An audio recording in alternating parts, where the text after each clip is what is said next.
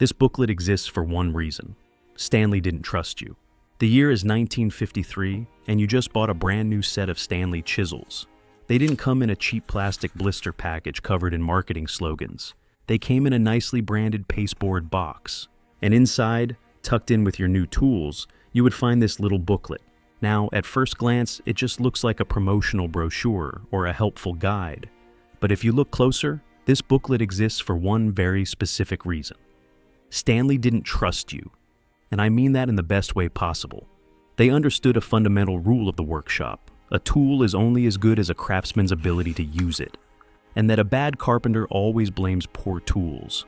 Back in the 1950s, Stanley was a massive, undisputed titan of the woodworking tool industry. And their reach was so wide that they were attracting customers ranging everywhere from master carpenters to hobbyists looking to try woodworking for the first time. So educating their customers became more important than ever, because Stanley's entire empire depended on craftsmen having a positive experience with their first tool purchase and winning them over as lifetime customers. So a customer having a bad experience using a Stanley chisel due to their inexperience and blaming it on the tool wasn't just a bad review, it was a lost customer for life. And so, to make sure this could never happen, they took it upon themselves to educate them before they ever even put that chisel in contact with a piece of wood. This wasn't just quality control, it was damage control. On pages 4 and 5 of this booklet, they showed horizontal chiseling techniques for things like paring down edges of a board to shape or cutting chamfers, which are more straightforward tasks. Pages 8 and 9 continue the technique section with vertical cuts, and there are right and wrong diagrams here, which means someone at Stanley specifically thought about the wrong way to do this and decided to address it directly. It covers everything from how to cut vertically across the grain, to slanting corners, to cleaning up the corners of tenons, notches, dados, and rabbets. And they also cover when to use a mallet versus when to just use hand pressure. The last thing Stanley wanted was for someone to be beating their chisels with a mallet while trying to perform delicate finish work and blaming the chisel when they blast past their cut line.